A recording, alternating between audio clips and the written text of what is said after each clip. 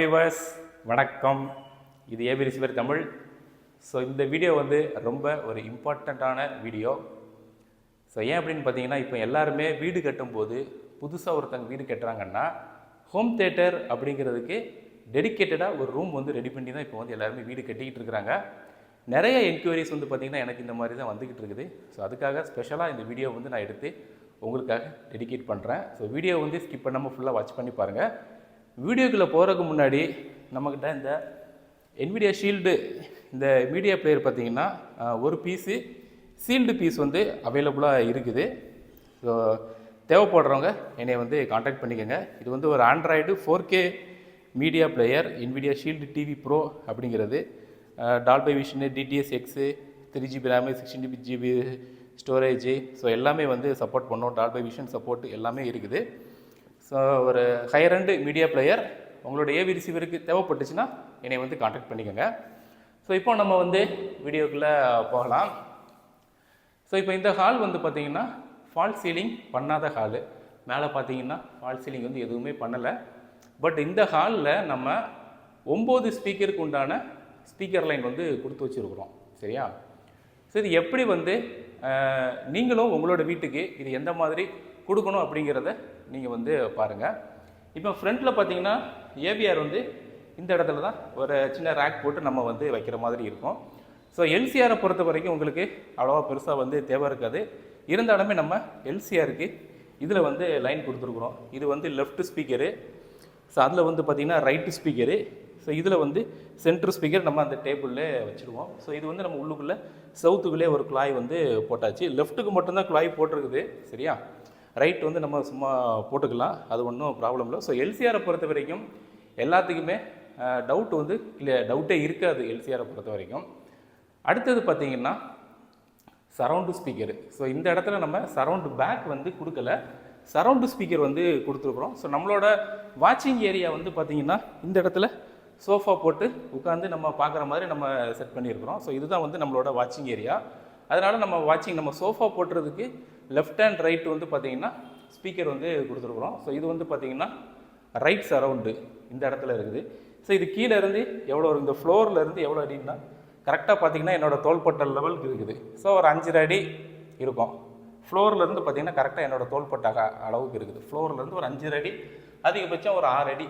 ஓகேவா? லிண்டல் மட்டும் பார்த்திங்கன்னா இந்த இடத்துல இருக்கும், 7 அடியில் இருக்கும் லிண்டல் மட்டும். நிறைய பேர் வந்து என்ன பண்ணுவாங்கன்னா எலக்ட்ரீஷியன் இதுக்கு மேலே தான் கொண்டு வைப்பாங்க. ஏன்னா இதெல்லாம் உடச்சி எடுத்து உள்ளுக்கு லைன் போடணும்னா அவங்களுக்கு கொஞ்சம் வேலை ஜாஸ்தி. அதனால் அவங்க மேலேயே நிப்பாட்டுவாங்க. ஸோ நீங்கள் வந்து அதை அப்படியே உடச்சி கீழே வரைக்கும் ஒரு 5 அடி ஹைட்டில் இதை ஃபிட் பண்ணுற மாதிரி நீங்கள் வந்து பார்த்துக்கோங்க. அதே மாதிரி லெஃப்ட் சரவுண்டும் பார்த்தீங்கன்னா கீழே இருந்து கரெக்டாக என்னோடய தோள்பட்ட மட்டம் தான். ஓகேவா? ஸோ இது எதனால் இந்த மாதிரி நம்ம ஹைட்டு இறக்கி வைக்கிறோம்னா, ஸோ இந்த ஸ்பீக்கர் இந்த இடத்துக்கு போயிடுச்சுன்னா அந்த நம்ம இங்கே உட்காந்துருப்போம். நம்ம உட்கார போகும்போது காது வந்து இந்த இடத்துக்கு வந்துடும், 4 அடிக்கு வந்துடும் நம்மளோட காது. உட்கார போகும்போது 2 அடி ஹைட்டில் உட்கார போகும்போது காது கரெக்டாக 4 அடி ஹைட்டில் தான் இருக்கும். ஸ்பீக்கர் 7 அடி ஹைட்டுக்கு போயிடுச்சுன்னா ஒரு ப்ராப்பரான ஒரு சரவுண்ட் எஃபெக்ட் நம்ம வந்து ஃபீல் பண்ண முடியாது. ஸோ அதுக்காக தான் இந்த மாதிரி ரெக்கமெண்டட் ஹைட்டே வந்து பார்த்திங்கன்னா இவ்வளோ தான். 4 அடி 4.5 அடி தான் ரெக்கமெண்டட் ஹைட்டே. சரிங்களா? நம்ம 4 அடி 4 அடியில் வச்சோம்னா நமக்கு கொஞ்சம் டிஸ்டர்பன்ஸாக இருக்கும். அதனால தான் நம்ம 1 அடி கொஞ்சம் தூக்கி வச்சுருக்கோம். சரியா? இதுதான் வந்து சரவுண்டுக்கு உண்டான பொசிஷன். இது நீங்கள் சரவுண்டு பேக் போடுறதா இருந்ததுன்னா, இதே ரூமுக்கு சரவுண்டு பேக் நீங்கள் வந்து போடுறதா இருந்ததுன்னா இந்த 2 சரவுண்டையும் எடுத்து கொஞ்சம் முன்னாடி போடணும்.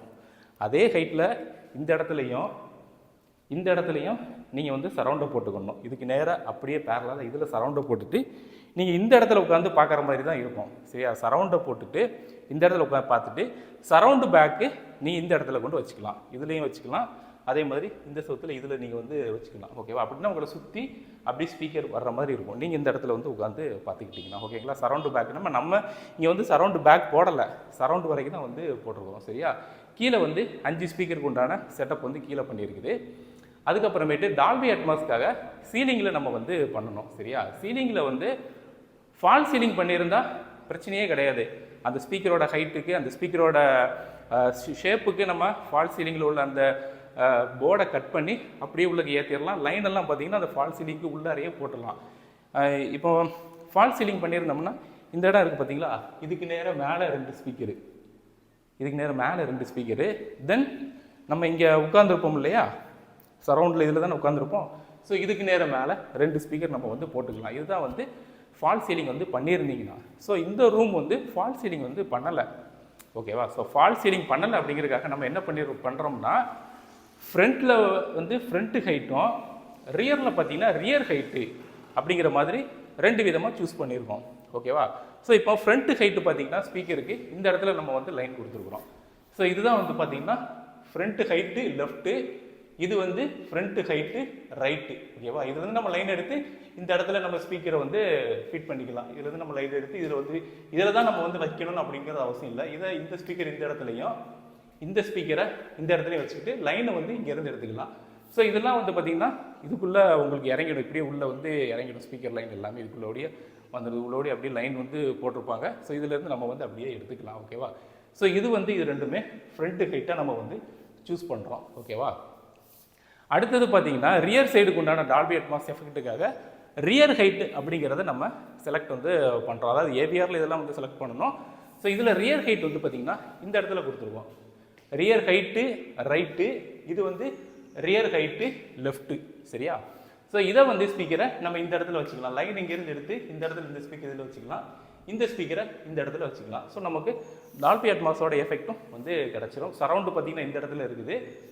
ரியர் ஹைட் வந்து பார்த்தீங்கன்னா இந்த இடத்துல நம்ம வந்து ஸ்பீக்கரை வந்து ஃபிட் பண்ணிடுறோம் இந்த மாதிரி ஹைட் சேனலில், ஓகேவா. ஸோ வந்து ஒரு ஃபால் சீலிங் பண்ணாத இடத்துக்கு ஸோ இந்த மாதிரி தான் நம்ம செட்டப் வந்து பண்ணியிருக்கிறோம். அடுத்தது ப்ரொஜெக்டருக்குமே நம்ம இதில் லைன் வந்து போட்டிருக்கோம், சரியா. ஆனால் இது வந்து ஃபால் சீலிங் வந்து பண்ணாத இடத்துக்கு ப்ரொஜெக்டருக்குமே வந்து லைன் போட்டிருக்கோம். எல்லாமே உள்ளக்க சென்ட்ரிங் கான்க்ரீட் இருக்குது பார்த்தீங்களா. ஸோ அதுக்குள்ளே தான் ப்ரொஜெக்டருக்கு உண்டான லைனுமே வந்து கொடுத்துருக்குறோம். ஸோ அது வந்து எப்படி கொடுத்துருக்குறோன்னு பார்த்தீங்கன்னா, ஸோ இந்த இருக்குது பார்த்தீங்களா, இதுதான் வந்து அந்த HDMI கேபிள் உள்ளே நம்ம சொருவுறதுக்கு உண்டான அந்த குழாய் வந்து இது ஆல்ரெடி ஒரு வயர் போட்டிருக்கிறாங்க. ஸோ இந்த வயரில் நம்ம கனெக்ட் பண்ணிவிட்டு உள்ளக்கு அப்படியே நம்ம இழுத்துடலாம், சரியா. இதன் வழியாக அப்படியே வயரை போய் அப்படியே திரும்பி அப்படியே வந்து உங்களுக்கு இந்த இடத்துக்கு வந்துடும் இது. ஸோ அந்த வயர் இருந்தால் தெரியுது பாருங்கள், அங்கே உள்ள ப்ளூ கலர் வயரு இதுக்குள்ளே தெரியுதா. ஸோ இது வழியாக நம்ம HDMI கேபிளை உள்ளக்கிறது உருவிடுவோம், சரிங்களா. ஸோ ப்ரொஜெக்டர் நம்ம வந்து ஃபிக்ஸ் பண்ண போகிறதும் இந்த இடத்துல தான் நம்ம வந்து ஃபிக்ஸ் பண்ணுவோம். இப்படி இந்த இடத்துல ஃபிக்ஸ் பண்ணிவிட்டு அதுக்கு உண்டான லைன் வந்து பார்த்தீங்கன்னா கரண்ட் சப்ளை வந்து இதில் கொடுத்துருக்கோம். ஸோ இதில் வந்து சுவிட்ச் வச்சுருக்குறோம், ஓகேவா. இதில் சுவிட்ச் வச்சுட்டு இதில் வந்து ப்ரொஜெக்டரை மாட்டிடுவோம். HDMI கேபிள் வந்து இதன் வழியாக கான்க்ரீட் வழியாகவே உள்ளே கூடி வந்துடும். ஸோ எந்த லைனுமே நமக்கு வெளியே தெரியாது. ஸோ இந்த மாதிரி வந்து இந்த இடத்துல வந்து ஃபிக்ஸ் பண்ணியிருக்குது. ஸோ அப்ராக்சிமேட்டாக இந்த ஹாலுக்கு எவ்வளோ லென்த்து விடும் அப்படின்னு பார்த்தீங்கன்னா ஒரு 133 இன்ச் வரைக்கும் நம்ம லென்த்து வந்து கொடுக்கலாம். ஏன்னா இதோட அகலம் வந்து பார்த்திங்கன்னா கிட்டத்தட்ட 11 அடி இருக்கும். ஸோ டோட்டலாக இதோட அகலம் வந்து 11 அடி இருக்குது. ஸோ 133 இன்ச் வரைக்கும் நமக்கு கவர் ஆகும். இந்த ஹாலோட லென்த்து பார்த்திங்கன்னா 20 அடி வரைக்கும் இருக்கும். அதனால் தாராளமாக 133 இன்ச் வந்து கவர் ஆகும்.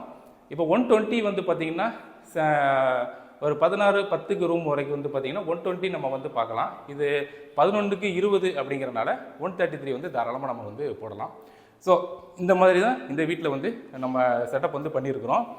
தென் அந்த ஏவிஆருக்கு கொடுக்கக்கூடிய லைன்ஸ் எல்லாமே செப்பரேட் லைனாக தான் நம்ம வந்து கொடுக்குறோம். எதுவுமே வந்து நீங்கள் உங்களோட வீட்டில் எக்ஸ்டென்ஷன் பாக்ஸ் வந்து யூஸ் பண்ணியிருந்தீங்கன்னா தயவு செஞ்சு அந்த எக்ஸ்டென்ஷன் பாக்ஸ் எல்லாத்தையுமே எடுத்துடுங்க. இதனாலே வந்து அந்த எர்த்து அடிக்கும்.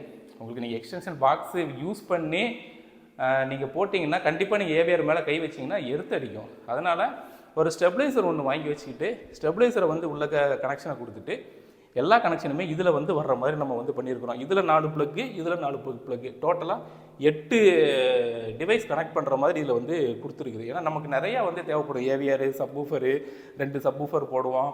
அதுக்கப்புறம் மீடியா பிளேயர் ஒன்று வைப்போம், டிவி ஒன்று இருக்கும், தென் ப்ரொஜெக்டரு ஸ்க்ரீன் இருக்கும், மோட்டரைஸ்டு ஸ்க்ரீன் இருந்துச்சுன்னா அதுக்கும் நம்ம இங்கேருந்து தான் சப்ளை கொடுக்கணும்.